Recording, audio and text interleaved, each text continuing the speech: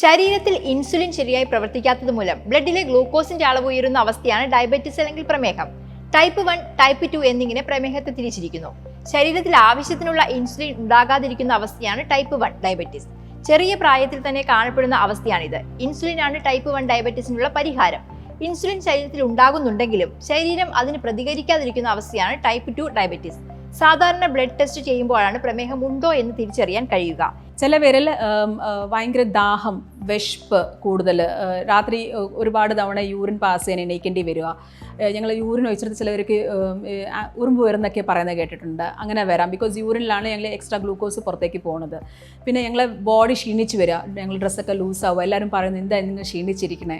അതൊക്കെ അവസ്ഥ നോക്കുമ്പോൾ ഞങ്ങൾക്കൊരു ബ്ലഡ് ഗ്ലൂക്കോസ് കൂടുന്നുണ്ടോ എന്നൊരു സംശയം തോന്നി ഞങ്ങൾ ടെസ്റ്റ് ചെയ്യാൻ വേണ്ടത്.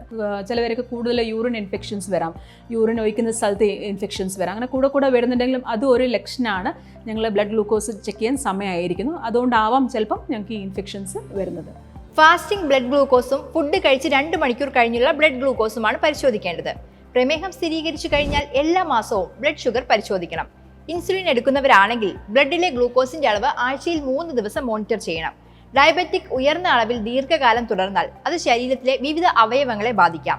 അനിയന്ത്രിതമായ ദീർഘകാലമായുള്ള പ്രമേഹം നാഡീവ്യൂഹത്തെ ബാധിക്കുന്ന ഡയബറ്റിക് ന്യൂറോപ്പതിക്ക് കാരണമാകാം.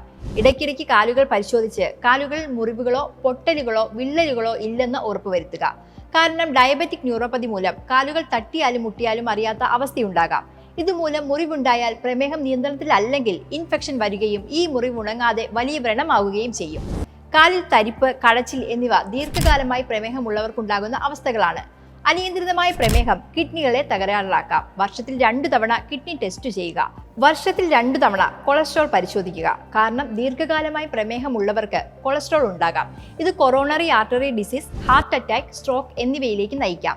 ദീർഘകാലമായി പ്രമേഹമുള്ളവരിൽ കണ്ണിന്റെ റെറ്റിനയെ ബാധിച്ച് കാഴ്ച നഷ്ടപ്പെടാൻ ഇടയാക്കുന്ന ഡയബറ്റിക് റെറ്റിനോപ്പതി ഉണ്ടാകാൻ സാധ്യതയുണ്ട്. അതുകൊണ്ട് ഇടയ്ക്ക് കണ്ണിന്റെ റെറ്റിന പരിശോധിക്കുക.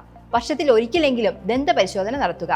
ഇത്തരം പരിശോധനകൾ ശരീരത്തിൽ എന്തെങ്കിലും മാറ്റം വരുന്നുണ്ടെങ്കിൽ നേരത്തെ കണ്ടുപിടിക്കുവാനും ചികിത്സിക്കാനും സാധിക്കും. എന്നാൽ തുടക്കം മുതൽ പ്രമേഹം നന്നായി നിയന്ത്രിച്ചു നിർത്തിയാൽ ഇത്തരത്തിലുള്ള അനുബന്ധ രോഗങ്ങൾ വരുന്നത് നീട്ടിക്കൊണ്ടുപോകുവാൻ സാധിക്കും. അതായത് ഒരു 15 വർഷം കൊണ്ട് ഉണ്ടാകാൻ സാധ്യതയുള്ള പ്രശ്നങ്ങൾ 20 വർഷം കഴിഞ്ഞാലും ഉണ്ടാകണമെന്നില്ല. നിങ്ങൾ എത്ര നന്നായി ബ്ലഡിലെ ഗ്ലൂക്കോസ് മോണിറ്റർ ചെയ്യുന്നു എന്നതനുസരിച്ചായിരിക്കും പ്രമേഹം നിങ്ങളുടെ ശരീരത്തെ ബാധിക്കുന്നത്. ഡയബറ്റിക് സ്ഥിരീകരിച്ചവരിൽ തുടക്കത്തിൽ ഗ്ലൂക്കോസിന്റെ അളവ് വളരെ ഉയർന്ന തോതിലല്ലെങ്കിൽ ഡയറ്റിലൂടെയും വ്യായാമത്തിലൂടെയും 2-3 വർഷം പ്രമേഹം നിയന്ത്രിച്ചു നിർത്തുവാൻ കഴിയും.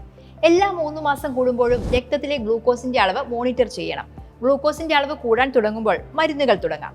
ഗ്ലൂക്കോസിന്റെ അളവ് നിയന്ത്രിച്ച് മുന്നോട്ട് പോയാൽ ഭാവിയിൽ ഉണ്ടാകാൻ സാധ്യതയുള്ള കോംപ്ലിക്കേഷൻ തടയാൻ കഴിയും. മധുരം കഴിക്കുന്നത് പ്രമേഹം ഉണ്ടാകാൻ കാരണമാകുമെന്ന് പലരും പറയാറുണ്ട്. എന്നാൽ മധുരം കഴിക്കുന്നതല്ല പ്രമേഹത്തിന്റെ കാരണം. മധുരം കഴിക്കുന്ന എല്ലാവർക്കും ഡയബറ്റിസ് വരാറില്ല. പ്രമേഹം ഉണ്ടാവുന്നത് ഞങ്ങളുടെ ശരീരത്തിലെ ഇൻസുലിൻ ശരിക്കും പ്രവർത്തിക്കാത്തതുകൊണ്ടാണ്. ഞങ്ങൾ മധുരം കഴിച്ചില്ലെങ്കിലും കഴിച്ചാലും ചിലവരുടെ ശരീരത്തിൽ ഞങ്ങൾ ഗ്ലൂക്കോസ് ഇങ്ങനെ ഉണ്ടായിക്കൊണ്ടിരിക്കുകയാണ്. ഞങ്ങളെ ലിവറിൽ, മസിലിൽ ഇങ്ങനെ ഗ്ലൂക്കോസ് സ്റ്റോറേജ് ഉണ്ട്. അതിന് ആവശ്യം വരുമ്പോൾ അതിന് ഗ്ലൂക്കോസ് പുറത്തേക്ക് വരുന്നതാണ്. ഞങ്ങൾ ബ്ലഡ് ഗ്ലൂക്കോസ് കാണുന്നത് അതിൽ 30% മാത്രമാണ് ഞങ്ങൾ കഴിക്കുന്ന ഗ്ലൂക്കോസ്. ബാക്കി 70% ഞങ്ങളുടെ ശരീരത്തിൻ്റെ ഉള്ളിലുണ്ടാവുന്ന ഗ്ലൂക്കോസ് ആണ് യൂഷ്വലി. അപ്പം ഞങ്ങൾ മധുരം കഴിച്ചില്ലെങ്കിലും കഴിച്ചാലും ബ്ലഡിൽ ഗ്ലൂക്കോസ് കാണും. നിങ്ങളുടെ ശരീരം പ്രമേഹം ഉണ്ടാകാൻ സാധ്യതയുള്ളതാണെങ്കിൽ, അതായത് അമിതവണ്ണം, ഫാമിലി ഹിസ്റ്ററി, പാൻക്രിയാസ് സംബന്ധമായ അസുഖങ്ങൾ ഉള്ളവരാണെങ്കിൽ മധുരം കുറയ്ക്കുന്നത് നന്നായിരിക്കും. നിങ്ങൾക്ക് ഡയബറ്റിസ് ഉണ്ടെങ്കിൽ തീർച്ചയായും മധുരം ഒഴിവാക്കണം.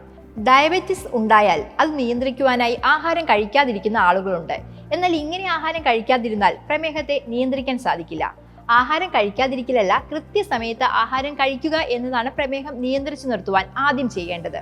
ബ്രേക്ക്ഫാസ്റ്റ്, ലഞ്ച്, ഡിന്നർ ആണെങ്കിലും ആ സമയമാകുമ്പോൾ ഞങ്ങൾ അതിൻ്റെ രീതിയിൽ ചെറിയ അളവിൽ ചെറിയൊരു ഭക്ഷണം കഴിച്ചിരിക്കണം.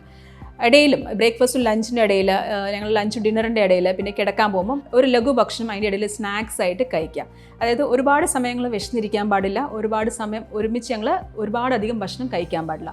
അപ്പോൾ സ്മോൾ ഫ്രീക്വൻറ്റ് മീൽസ് ആണ് ഞങ്ങൾ അഡ്വൈസ് ചെയ്യുന്നത്. പിന്നെ കഴിക്കാൻ പാടില്ലാത്ത കാര്യങ്ങളെന്ന് വെച്ചാൽ ഞങ്ങൾ ഡെഫിനറ്റ്ലി മധുരം കഴിക്കാൻ പാടില്ല. ഞങ്ങൾ ജ്യൂസസ് കഴിക്കാതിരിക്കുക, അതിൽ ഫ്രുക്ടോസിൻ്റെ അളവ് കൂടും. അതുകൊണ്ട് ഞങ്ങൾ ഫ്രൂട്ട്സൊക്കെ മുറിച്ചിട്ട് കഴിക്കാം.